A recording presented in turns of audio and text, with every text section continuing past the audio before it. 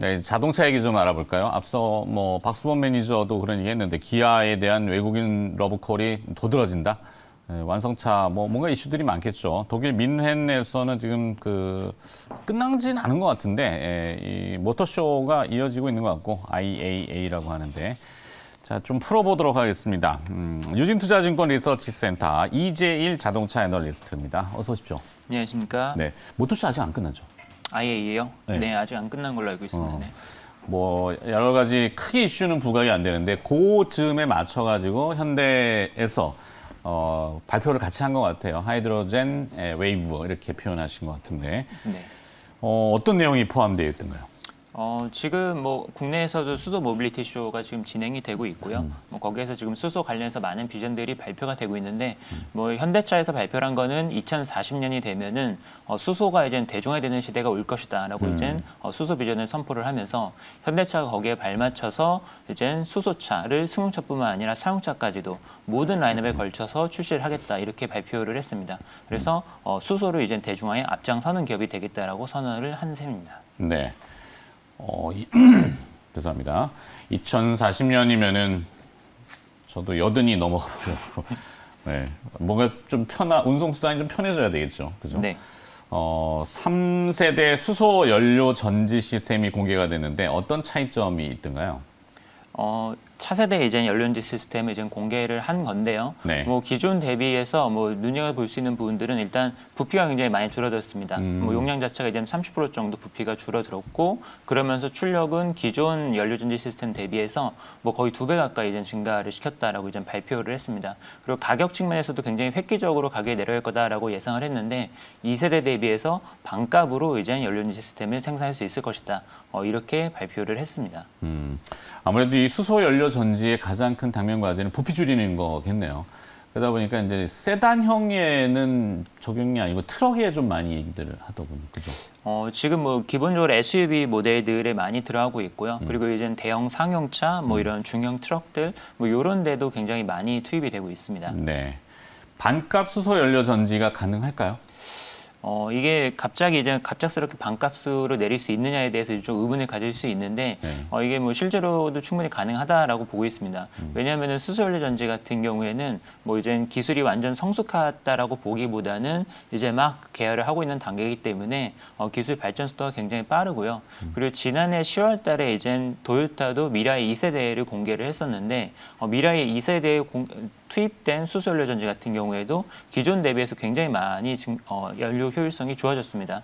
예를 들어서 출력 같은 경우에는 뭐 무게 대비해서는 약 90% 정도 출력이 향상되는 부분이 있었고요. 그리고 백금 촉매 같은 경우는 굉장히 고가의 귀금속이기 때문에 이걸 얼마나 줄이냐가 단가에 미치는 영향이 굉장히 큰데 이것도 54% 정도 이제 감소를 시킬 수 있었습니다. 네. 그래서 전반적으로 봤었을 때 지금 수소연료 전지들이 기술이 굉장히 빨리 개선되고 있는 게 도요타도 그렇고 뭐 현대차도 그렇고 좀 확인이 되고 있는 상황입니다. 네.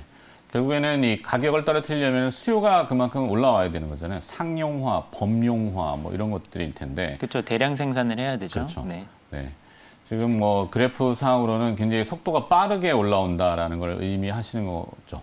저거는 지금 도요타 연료전지 시스템의 과거부터 지금 최신 세대까지의 어떤 에너지 밀도를 보여주는 건데 네. 이제 굉장히 빠른 속도로 지금 올라오고 있습니다. 우리만 지금 서두르는 게 아니라 전 세계적으로 수소 경제라는 건뭐 유럽에서도 많이 주창하는 거기 때문에 그죠? 네, 그렇죠. 그거와 연관성이 있는지 잘 모르겠습니다만 제가 아침에 이제 멘트 할 때 천연가스. 네. 천연가스의 원소 기호가 CH4니까 네. 수소 4개 가지고 있잖아요. 물론 이제 뭐 계질수소나 수소 원료를 만들어야 되는 부분에 있어서도 연관성이 있기 때문에 그래서 오르는 건지는 잘 모르겠습니다. 하여튼 천연가스가 아침에 7%가 넘게 급등해가지고 네, 한국판 수소위원회가 출범이 되죠. 수소 생태계가 마련이 될까요? 뭐 이젠 현대차 그룹뿐만 아니라 지금 국내에 있는 많은 대기업들이 이제 수소 밸류체인에 뛰어들고 있습니다. 뭐 현대차도 있고 뭐 SK나 뭐 포스코 뭐 이런 대기업들이 있는데 네. 뭐 각각의 하는 역할들이 다 있는데요. 뭐 SK 같은 경우에는 사실 이제 수소를 생산해서 공급하는 쪽에 많이 포커스를 맞추고 있는 걸로 수소 봅니다. 자체의 원료를 이제 네. 만드는 거죠. 지금 수소 같은 경우는 앞서 말씀하신 이제 부생수소 같은 형태로 이제 그레이 수소라고 하는 것들이 좀 많이 생산이 되고 있는데 이게 좀 친환경성 안정성이 떨어지다 보니까 이제 블루 수소 그리고 그린 수소로 이제 넘어가려고 하는 움직임이 나타나고 있습니다. 뭐 블루 수소 같은 경우에는 기본적으로는 이제 부생 수소처럼 이제 탄소 배출 물질에서 나오긴 하지만 거기에서 탄소 포집을 통해 가지고 친환경성을 확보를 하는 게 이제 블루 수소가 될 거고요. 네. 그린 수소 같은 경우에는 궁극적으로 재생에너지원을 토대로 해서 생산된 전기를 가지고선 물을 수전해를 해서 이제 수소를 공급을 하겠다라는 계획입니다. 그래서 이번 같은 경우에도 보면은 굉장히 이제 국내 기업들이 뭐 SKENS라든지 뭐 이런 기업들이 이런 블루 수소 그리고 그린 수소를 공급하겠다는 플랜들을 많이 발표를 하고 있습니다.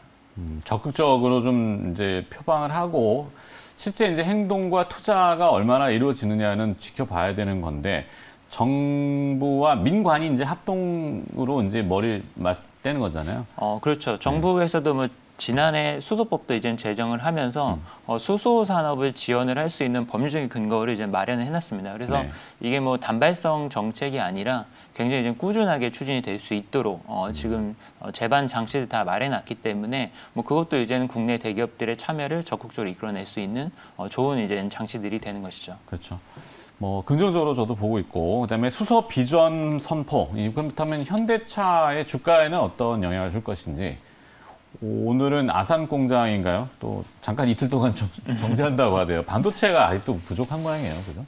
지금 상황을 보면은 아무래도 이제 동남아 쪽에 지금 코로나 바이러스 확산 속도가 굉장히 이제 심각한 상황으로 네. 올라오면서 그게 이제 여파가 좀 확산이 되고 있는 것 같습니다. 그게 일단 직접적으로는 일본 업체들이 크게 타격을 입었었고 그게 이제 아시아 다른 메이커들까지도 지금 영향을 미치고 있고요. 그리고 사실 유럽이나 미국 같은 경우에도 그 영향이 지금 있습니다. 뭐 GM이나 포드 같은 경우에도 생산 물량을 많이 줄였기 때문에 네. 다시 델타 변이 바이러스로 인한 영향들이 좀 미치고 있는 상황으로 좀 보이고요. 근데 이제 수소 관련된 비전들이 이제 굉장히 좀 관련 밸류 체인들에 긍정적으로 작용을 할 거라고 예상이 되는 부분은 이제 수소 관련된 이제 밸류 체인이라는 건 앞으로 이제 중장기적으로 성장하는 성장 동력이거든요.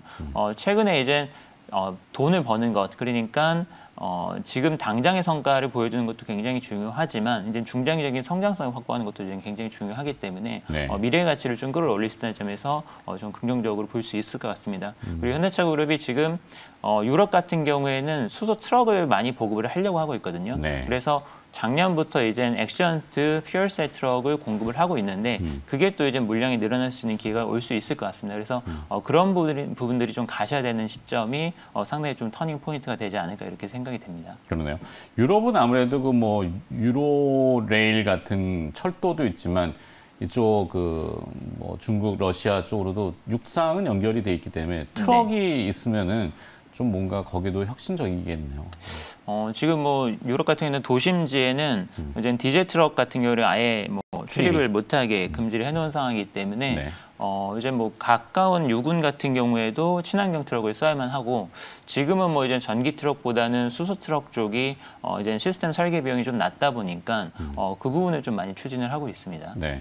저도 아침에 오늘 이 방송 오면서 이제 앞선 운전을 하고 오지만 앞서 이제 막 노후된 경유차들의 매연을 보면은 실제 들어오진 않아도 굉장히 심리적으로는 부담을 많이 느끼죠. 그렇죠. 그거는 좀 뭐 규제도 많이 국내에도 하고 있지만 자, 수소 관련주 중에서 눈여겨볼 만한 기업들이 혹시 포착이 되는 게 정리가 됩니까? 지금 보면은 수소 관련된 부품이나 소재주들이 굉장히 좀 유망한 것 같습니다. 네. 정부에서도 지금 수소차를 대중화를 하기 위해서는 일단 수소차의 제조 원가를 확 낮춰야 되는데 단가를 확 낮춰야 되는데 이제 국산화가 굉장히 좀 키포인트가 될 것 같습니다. 그래서 기존에는 수입을 하거나 뭐 외부에 의존하는 것들을 다 이제 국산화를 추진을 많이 하고 있는데요. 네. 그 성과들도 나타나고 있고 정부 목표는 2022년도부터는 수소차에 들어가는 모든 핵심 부품을 100% 국산화하겠다. 지금 이렇게 지금 계획을 발표를 한 상황입니다. 그래서 뭐 대표적으로 보게 되면은 수소의 연료전지의 핵심이라고 할 수 있는 멤브레인 수지 같은 경우를 생산하는 케이스도 있고요. 필터링하는 네, 그렇죠. 멤브레인 네. 수지를 생산하는 상하프로텍 같은 경우에도 이제 수혜주라고 볼 수 있을 것 같고요. 그리고 이제 수소 연료 고압 탱크를 만드는 이제 일진 하이솔루스 같은 경우에도 뭐 최근에 상장을 했고 이 회사도 이제 굉장히 좀 그 분야에 있어서는 수소 고압 탱크를 만들 수 있는 업체가 글로벌리 많지 않기 때문에 국내에서도 거의 유일한 기업이고 전 세계적으로 봤을 때에도 이제 몇 안 되는 업체 중에 하나입니다. 그래서 네. 이런 부분들도 좀 상당히 좀 긍정적으로 봐야 될 것 같고요. 그리고 탄소 섬유 같은 경우에도 사실 탄소 섬유가 이제 국내에서 거의 이제 유망한 업체가 별로 없는 상황이고 일본이나 독일에서 굉장히 많이 수입을 하는 게 이제 탄소 섬유입니다. 근데 이 네. 탄소 섬유가 수소 연료에 굉장히 많이 들어갑니다. 그래서 그렇죠. 요거를 또 이제 국산화를 해야 되는데 효성 첨단 소재 같은 경우가 또 요거를 생산을 하기 때문에 이런 부분에서 또 관심 있게 봐야 될 부분인 것 같습니다. 네. 어쨌거나 수소 탱커도 작게 해야 되고 압축을 더 해야 되고 그러면 더 고압이 되니까 네. 그 용기라든지 보관하는 기술에 대한 관심도가 굉장히 높아지는군요. 특수한 복합 재료들. 네. 그렇죠. 거의 다 이제는 거기에 이제 탄소 섬유를 이제 탄소 복합체들이 많이 활용이 되기 때문에 네. 그 소재들 그리고 그거를 만드는 기술도 굉장히 좀 까다롭거든요. 차량 경량화도 또 그렇죠. 무게도 이제 중요하고 그리고 뭐 도요타 미라이 같은 경우도 보게 되면은 연료를 한 1kg 정도 이제 2세대 미라이는 추가를 해가지고 네. 뭐 연료인지 스택 자체 성능도 많이 개선되고 연료도 1kg 늘리면서 주행 거리를 한 30% 정도 늘렸습니다. 한 850km까지 이제 주행 거리가 나오고 있는데 연료 탱크도 이제는 주행 거리에 굉장히 많이 기여를 할 수 있는 부분이기 때문에 굉장히 이제는 핵심 부품이라고 볼 수 있습니다. 네. 자, 테슬라가 요즘 조용합니다. 테슬라의 AI 데이가 지나갔는데 네. 주목해 볼 만한 내용이 좀 혹시 있었는지. 주목할 내용들은 굉장히 많았습니다. 굉장히 많았고 사실은 이제 그거를 뭐 간단하게 말씀드릴 수 있는 부분들은 아닌데 네.